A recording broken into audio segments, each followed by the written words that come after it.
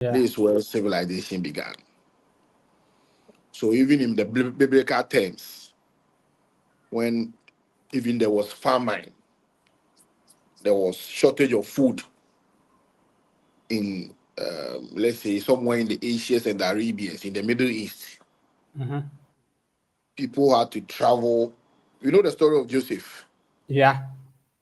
Africans were rich to the extent that they went to the Middle East.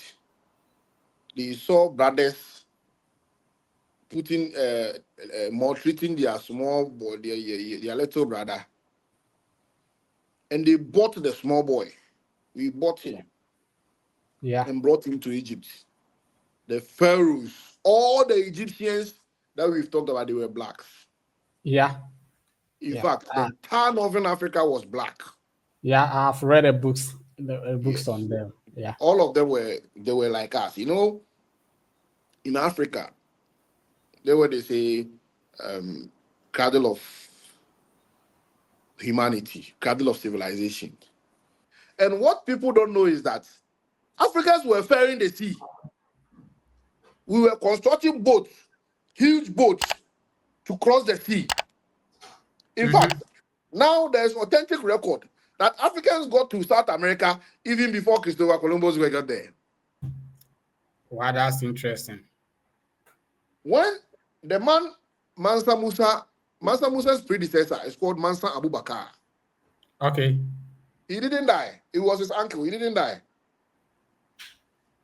He one day got up that he feels there's a land after the Atlantic Ocean. Mm-hmm. So he made them do 200 ships Wow. and he headed towards South America. I like to be educated, but I'm so frustrated. Hello to my loneliness. I guess that ignorance is bliss. Take me back to before the new. Rewind, take it out of cue. Innocence can be a young man's game. Signed up for the hall of shame. I wish I knew how much I miss not knowing. Welcome to Kinside TV. The program is Money Mindset and Psychology. Today I'm here with Mr. Abu. He's soon to be a doctor, and then he's an economics, a researcher, and financial analyst. Today we are going to discuss about African politicians and development of Africa, but it will be in series in which we'll be talking about the development of Africa before colonialism. We also talk about African development after colonialism. We also look into leadership in Africa and development. We also talk about how has democracy shaped development in Africa. And we also talk about development in Ghana before the Fourth Republic. And the last one we will look into is the development study in Africa in the Fourth Republic. So I think it will be In Ghana, exciting in Ghana. in Ghana. When we talk It, about the Fourth Republic, it means we are limiting we it are to Ghana. limited into Ghana. We are starting from Africa, then we will be limited it in Ghana. So just get your seatbelt and then drive with us that as we go through this series. Welcome, Mr. Wu. Yeah, thank you, my friend. Ken, this topic fascinates me a lot because studying as an economist and everything, you study a lot of books, especially Yeah, foreign books, American books. You read about Milton Friedman, you read about Adam Smith and all those people. And when you come, you want to juxtapose whatever you've learned in the advanced economies into the African context. yeah, The How does Africa come into all this? Some people go as to say even Africa didn't even have an economy until the white man came. So we will go through that and see. When we say colonialism, we will limit it to European colonialism when the Europeans came. Came. Okay. Because before, there's evidence that before the Europeans came, Africa had some interactions with people inside Africa, outside Africa, with the Chinese, with the Yeah. Indians, with the Arabians. Yeah. So we will limit it to colonization in the European sense. At least that is where the scramble for Africa began, the Berlin Conference, Okay. where the future of Africa was decided without a representative from Africa. From Africa.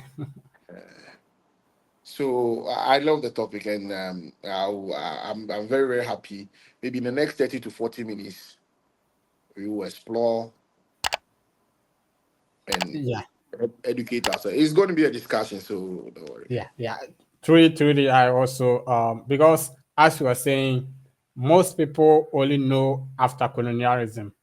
Yeah, So yeah, so it's better we have to go back before colonialism for people to know what were happening in Africa. And then yes, that is the first topic that we will be yeah, discussing. today, Yeah, yes. yeah, yeah, Maybe in the next series, from the next ones, we will go in much deeper, yeah, until we come into the contemporary time. So whatever we are doing now will build on what we have in the next series. So it will build up so that we get into the context of what is in Africa here and in yeah. Ghana, what is happening in Ghana now. So that's good. So I think we, we we are talking about development in Africa before colonialism.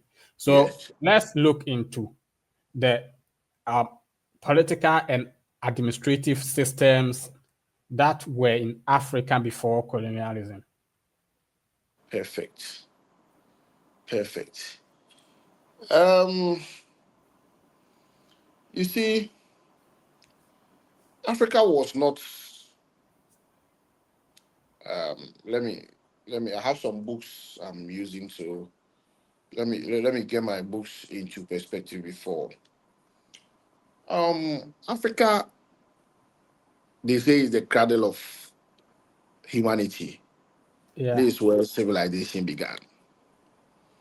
So even in the biblical terms, when even there was famine, there was shortage of food in let's say somewhere in the Asians and the Arabians, in the Middle East, Mhm. people had to travel. You know the story of Joseph. Yeah. Africans were rich to the extent that they went to the Middle East. They saw brothers putting maltreating their small boy, their little brother, and they bought the small boy. We bought him Yeah. and brought him to Egypt. And let me put it on the record, and I can. When you look at Sheikh Anta Diop's work, he's an anthropologist from Senegal, Mhm. well-known Professor Sheikh Anta Diop. His works have shown that the pharaohs, all the Egyptians that we've talked about, they were blacks. Yeah. In Yeah. fact, the entire Northern Africa was black. Yeah. I've read books Yes, on them. Yeah. all of them were like us. You know, in Africa, they were, they say, cradle of humanity, cradle of civilization. Even in India, where some of them have black skin, Yeah. their roots trace back to East Africa. Yeah. In China, even in the Chinese history, their roots trace back to Africa. That's So, interesting. yes, how are we having our political system and how are we organized?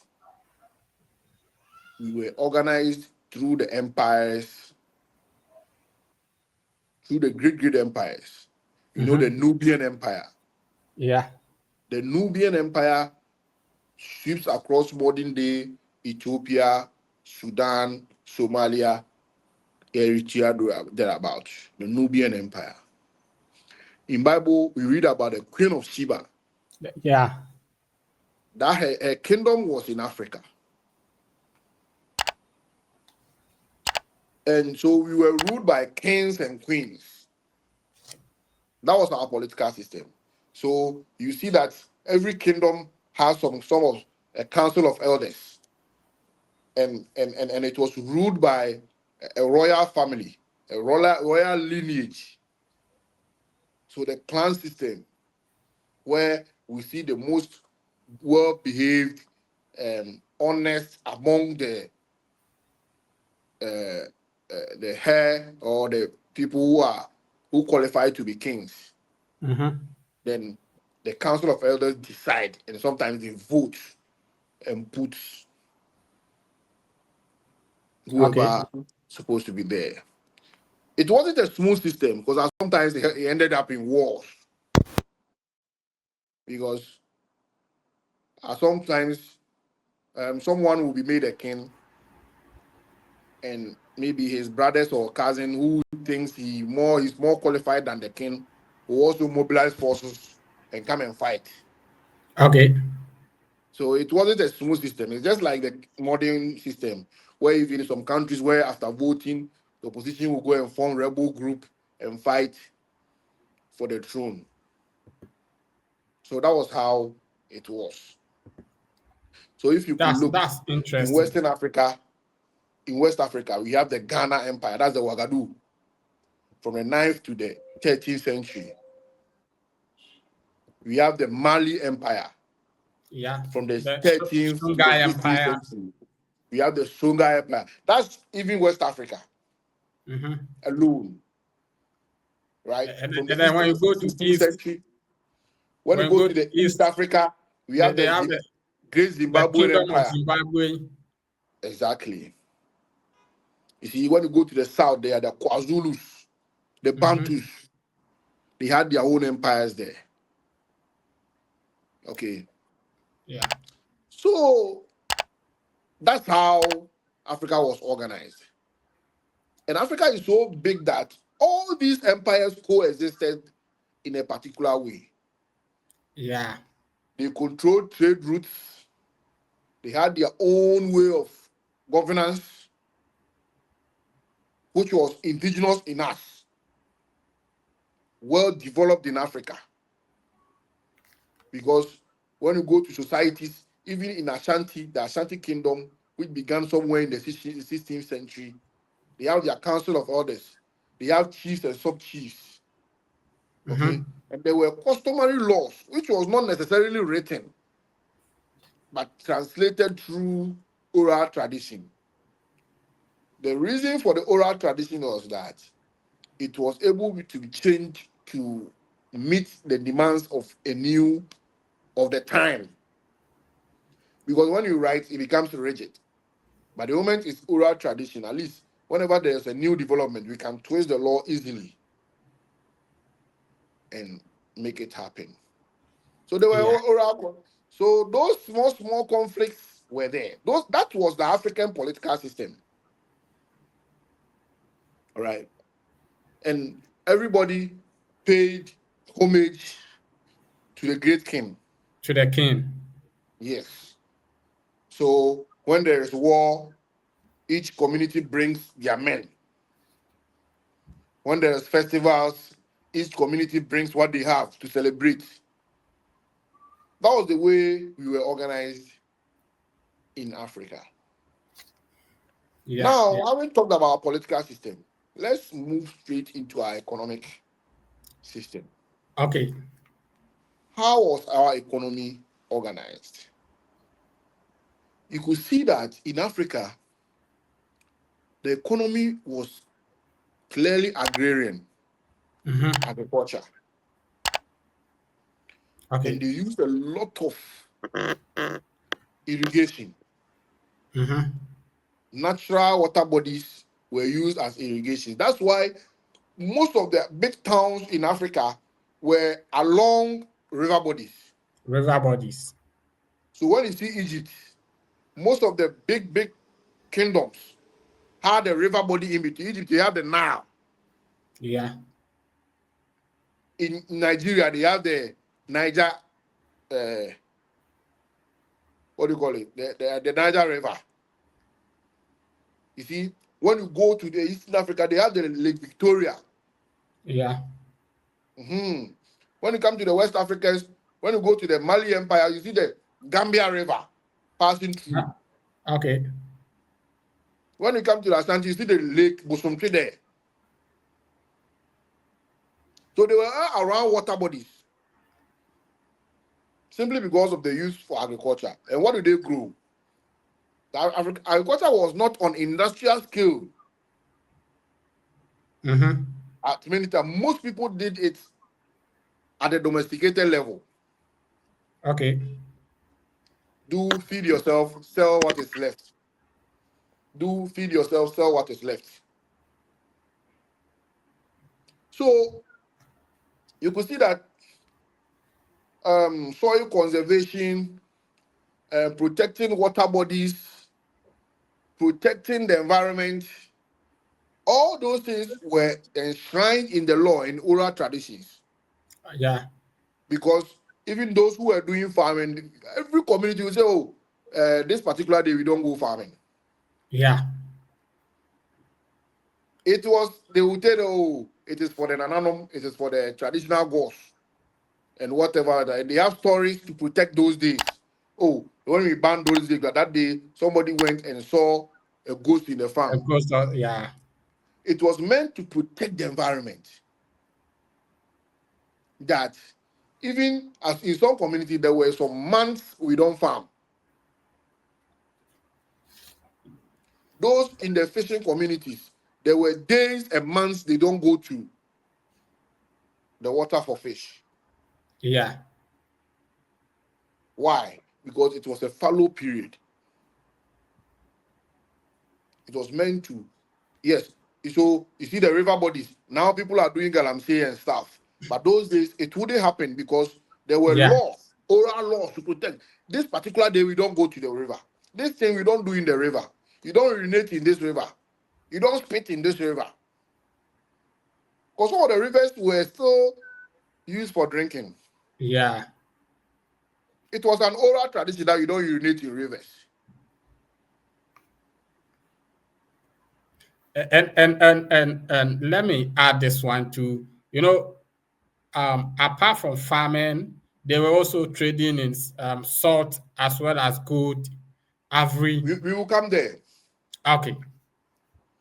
So I haven't talked about agriculture.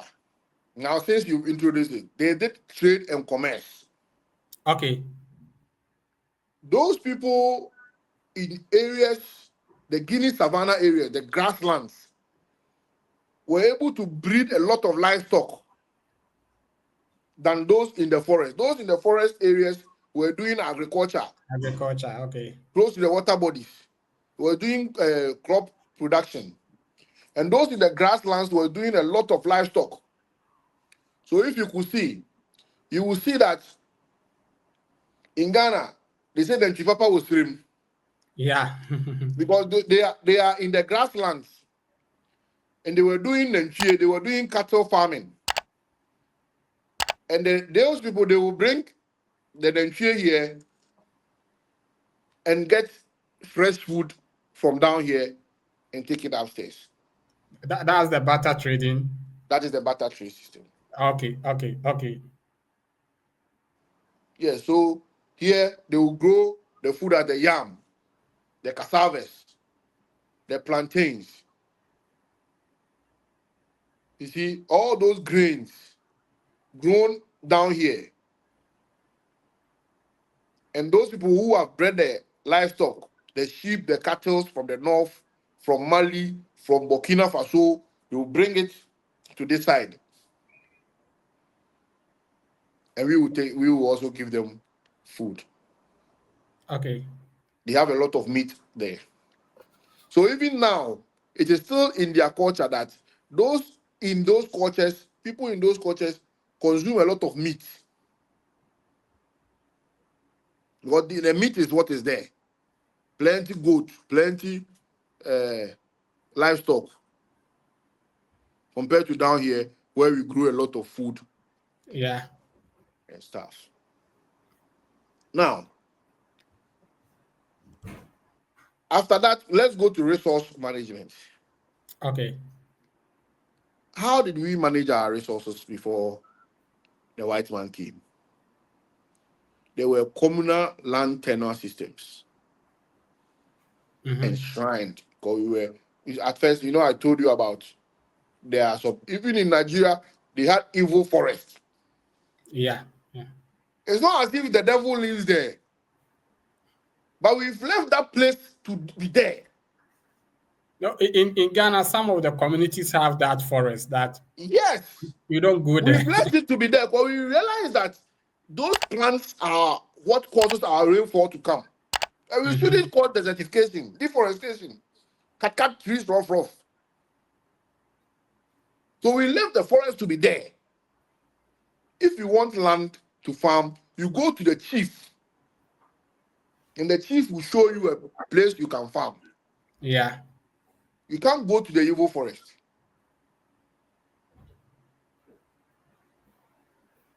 So those were the things. Grazing rotations. Those people who reared livestock. You see that this month his sheep will be grazing here. Next month he will take them here and allow this place to grow. Right? Yeah. And sometimes when he keeps them in the barn, he goes and cuts grass and come and feed them. Those were methods we put in place to ensure ecological balance. Okay. When you cut trees, one, you are losing your wildlife. You are losing your wildlife. Two, you are causing desertification. You are also destroying soil fertility. You see that thing happening now. Yeah. But now we have timber industries cutting rosewood everywhere. Okay. Now, what about education and knowledge systems? Our education was both formal and informal. Yeah. Nobody should say that Africa didn't have formal education. That's not true. We had formal education in our own language. It is not the white man who came to show the Ashantis how to do Edinkra. Yeah. We did our own art form. We had our own crops. So we were covered before the white man came. Yeah, the University of Timbuktu. Yeah. The one Mansa Musa built. According The to reason why I didn't want to mention Timbuktu is that the Sankore University was established when Mansa Musa went to Mecca. Okay. When he came back, he established the university. Yeah. So there was some Arabic influence there. Even when you go there right now, all their books and manuscripts were written in Arabic. In Arabic, okay. But even before then, we had knowledge. Yeah, okay. Ancient pharaohs, they have their writing system in hieroglyphs. Pharaohs, they kept record. They have their own symbolism. Right here. So our education system was both formal and informal. The ones the community as a whole will teach you. And the ones you have to go to specific knowledgeable individuals to teach you. But mind you, Africa's knowledge system was mainly oral. Most of them didn't write it down. Okay. They transferred it through oral transmission. Even before the Islamic knowledge also came to add mathematics So we did astrology. Astrology, mathematics. We had law, mathematics, theology here. Yeah. We could read the stars with our own knowledge. Yeah. We knew the seasons, when it will rain, when we should plant, when we should burn. It is knowledge. We knew it. So how did we learn it? We learned it through the systems. We learn our own culture in the palaces. We do against them. Yeah. When the chiefs come, the things we say, the or That buy a bottom running, yeah, the poetry and the poetry, African poetry. poetry, we teach. We teach. And metallurgy, how we use metal to do things. Yeah. Yeah. We are using gold to do rings, right? Gold chains, right? Gold bracelets, even before the white man came. That's even metallurgy. And when you go to medicine,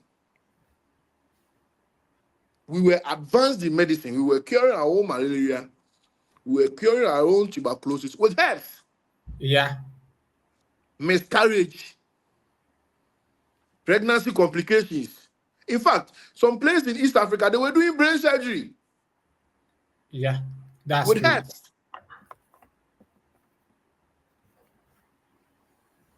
With herbs. And you know, there's one kingdom called the Kingdom of Aksum. They were having their queen. Their own coins. And their own queen. Yes. Recently, they were having Bank of Ghana said a Reno gold. Yes. Yes. Recently, Bank of Ghana came that Bank of Ghana is 60 something years. And then they are celebrating a history of our currency. They said the city got its name from cowries. Cedi. Yeah. Cedi was our currency. Yeah. That was our currency.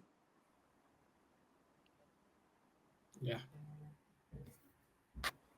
So, herbal medicine, we were there. And what people don't know is that Africans were faring the sea. We were constructing boats, huge boats, to cross the sea. In fact, now there's authentic record that Africans got to South America even before Christopher Columbus got there. Wow, that's interesting. When the man Mansa Musa's predecessor is called Mansa Abubakar. Okay. He didn't die. It was his uncle. He didn't die. He one day got up that he feels there's a land after the Atlantic Ocean. So he made them do 200 ships. Wow. And he headed towards South America. And now, currently, there's record that African boats, when Columbus and the first Americans got to Americas, they saw African-made boats at their beaches. At their... They saw African-made boats. So that man went and never returned.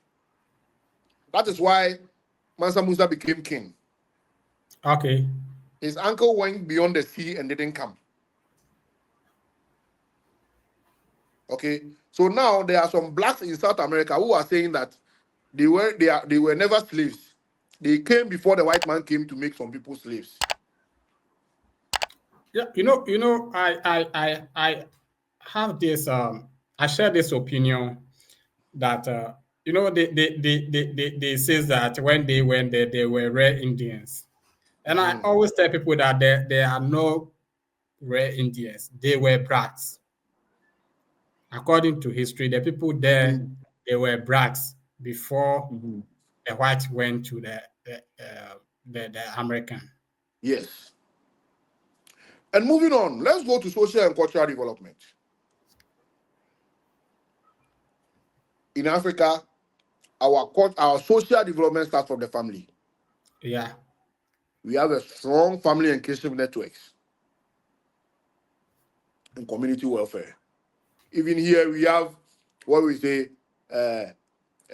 is the community that raises the child, not the family. Yeah. Yeah. So if you have your child and he's misbehaving, your next door neighbor can even catch her and discipline him. Exactly. That's Africa.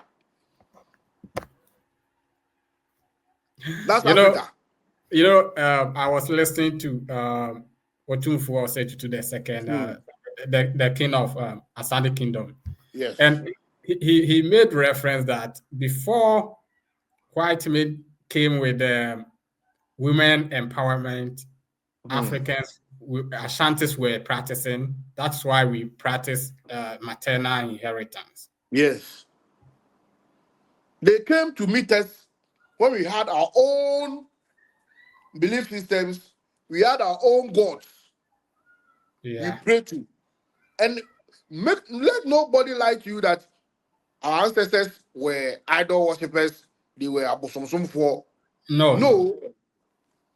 They acknowledge the existence of Odomankuma, Nyankopon Kesieno, Unyankopon, right? But because of the respect they have for Unyankopon, they don't speak to Unyankopon directly. Direct, yeah. They speak through the smaller gods. So we acknowledge the existence of the great God, the Almighty, the Creator, Obadiah. So when anybody say, none of my ancestors worshipped idol. Worshipped Abosom. They knew the existence of God, and they paid homage to God. Going forward, we will see how the white man came, maybe in a modern way of doing things, came to disrupt what we had. And if we go back and take what we had, we will grow faster than we are now.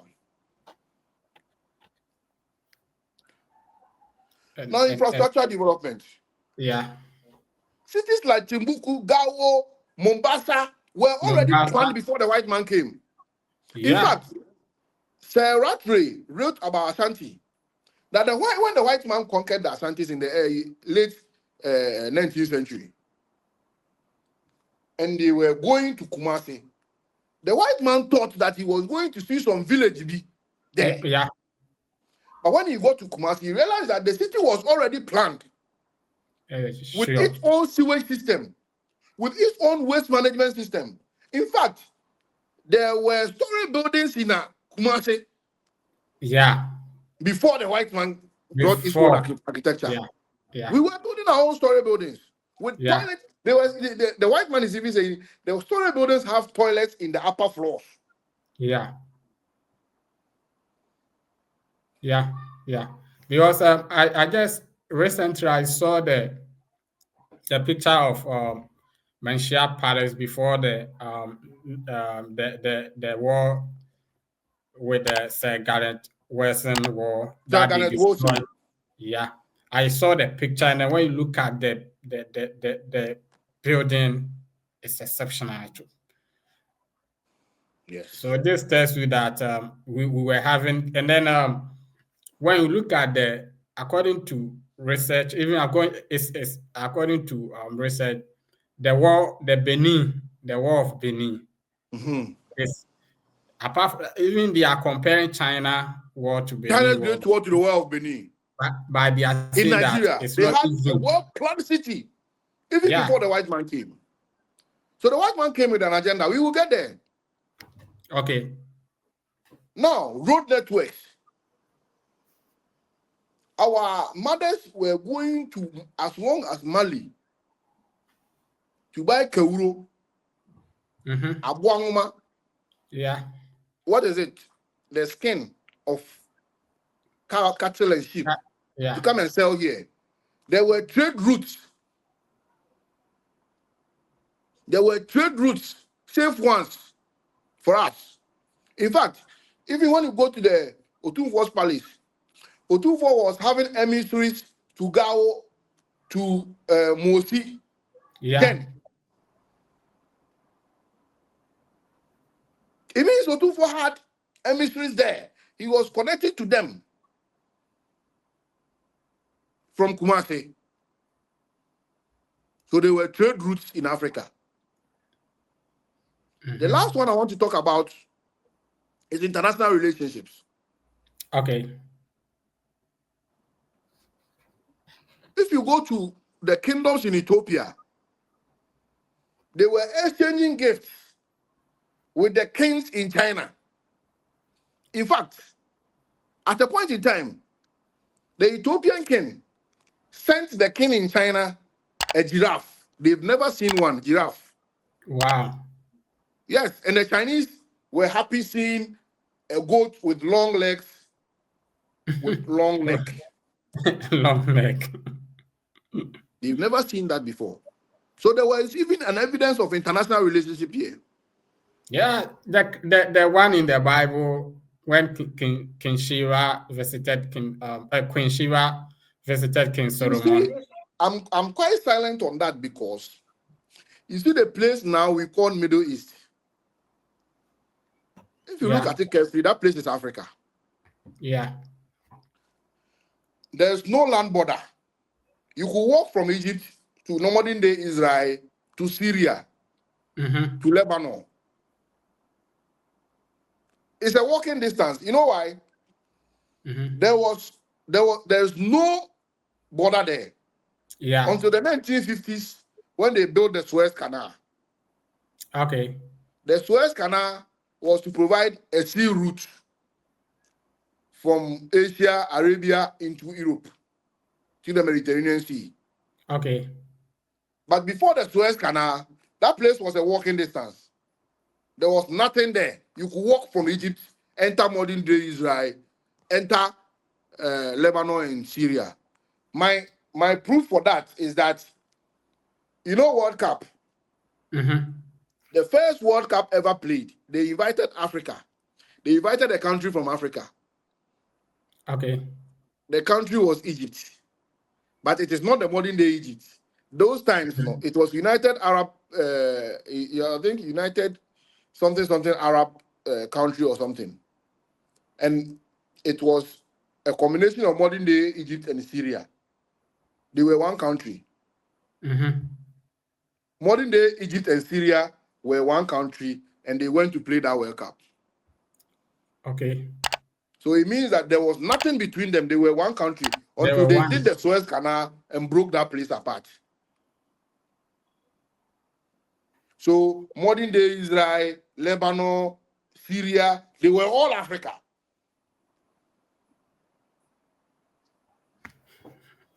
So when Queen of Sheba is going to Solomon or whatever, he won't cross any sea. He will just walk. Yeah, because they were on foot. Let's set the record straight. So you know the one reason why I interest. went back is that I want people to know that Africa was on its own. Africa was a world superpower before the white man came. We are on our own, very self-sufficient. Everything was here. So we never saw the need to go to someone's land and conquer them. Yeah. Everything was here.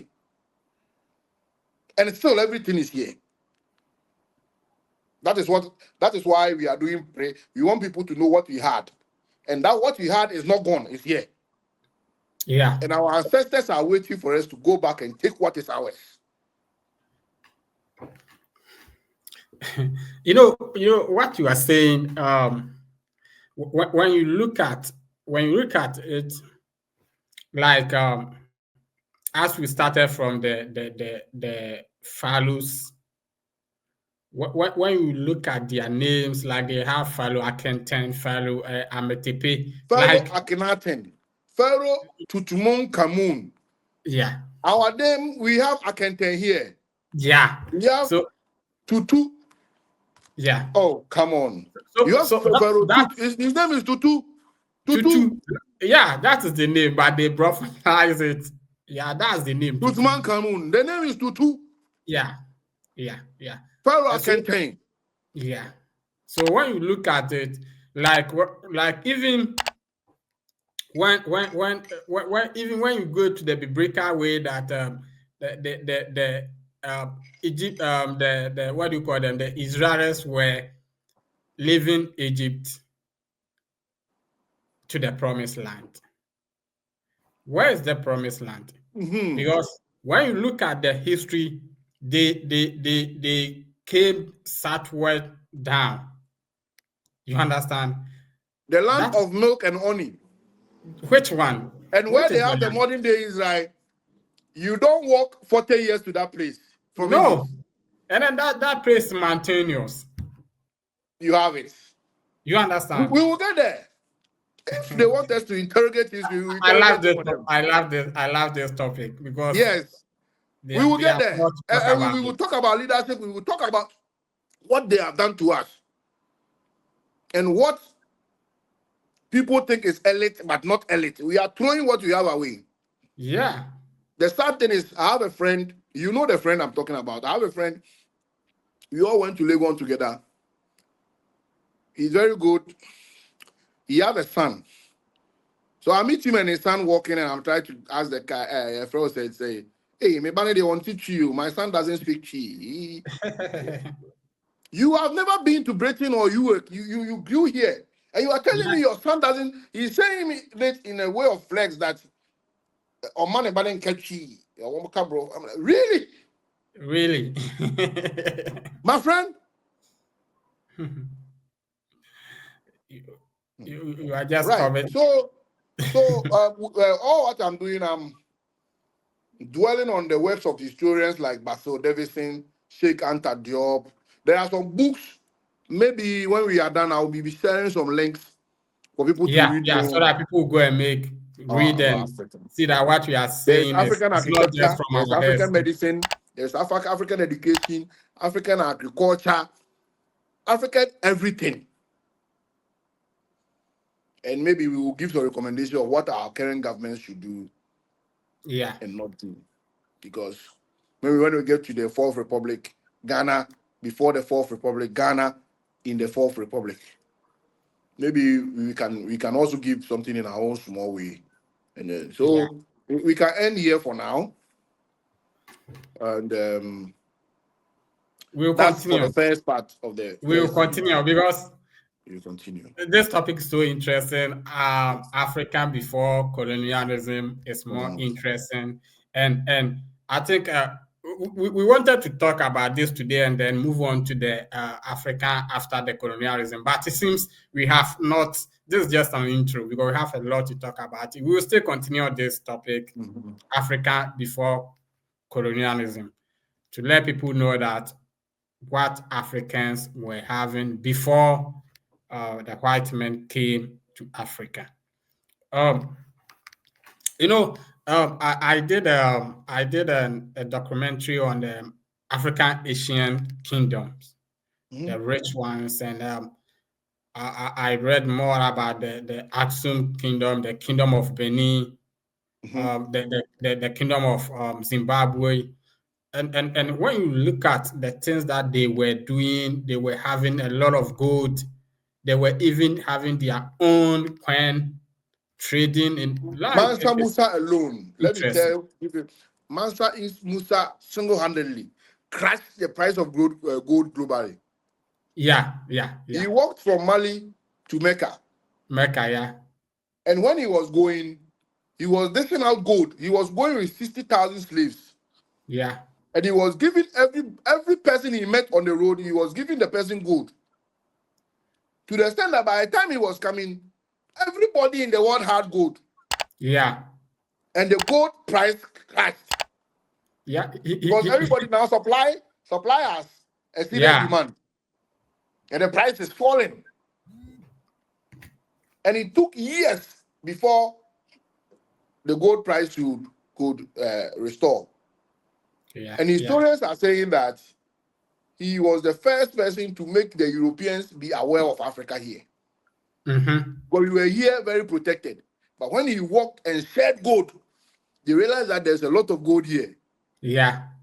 So after him, they started coming. Plenty, they started coming. Yeah. And then history said that he is the word billionaires ever live.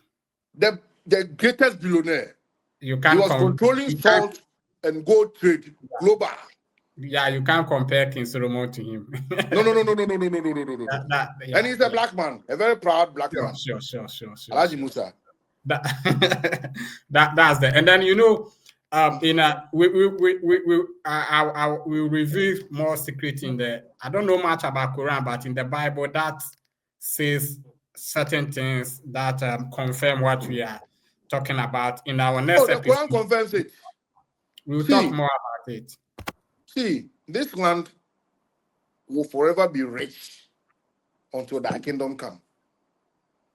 Africa has the biggest unused arable land that is not used there. The whole world, nobody has it. India has used all this land. Now they are 1 point some. The most populated place in the world is India. Yeah. They've used all their land. They don't have any new land again. China, population 1.4 billion. Yeah. They don't have any new land again. It's only Africa that you can drive 1 hour, you will not see a house or anything. A house. Walking through bush. We still have vast Arable land, since we haven't used it. But they are coming to tell us to do family planning and stop giving birth. Yeah. It's all part of the agenda, and we will go there. All right. Thank you, Abubakar Mohammed. He will be soon be a doctor, and then he's more knowledgeable in what we are talking about: economics, finance, and then research. So, in case you need someone to analyze your data, he's the best man to get in touch with. So if you want to get in contact with him, just let us know at the comment section and I will connect you guys. If you have any question, just put it at the comment section and we will answer you. The topics we are talking about are a lot, but the main topic we are talking about is the African politics and development. So we are looking into subtopics like African before colonialism. We look into Africa after colonialism and a lot of topics under that. So just get your seatbelt and then just follow us that as we are going through. My brother, let me hear if you have your last words to put across. So my last words is that Africa is not a poor continent, and our continues we are never poor. We just find ourselves in a place that we think only our leaders should take us out, but all of us can work and take ourselves out of the place. It's a very big thing, and we need to work hard, learn, relearn, and unlearn. That's the way. We have to forget. We have to learn. We have to relearn, and we have to unlearn some things they put in our heads. Yeah. You can agree that you can. That's what I said. People can go and say, for their grandfathers were idol worshippers. Me, my grandfather was not. My ancestors were not idol worshippers. And you can agree or disagree. That's great. So, my name is Ken. You can call me Nana Noche. And then here is Kinside TV. We are talking about African development and politics. And today's topic is Africa before colonialism. So just put your comment and then try to share so that others will also get a chance to watch and learn more about Africa before colonialism. Thank you for passing through. Thank you. I like to be educated, but I'm so frustrated.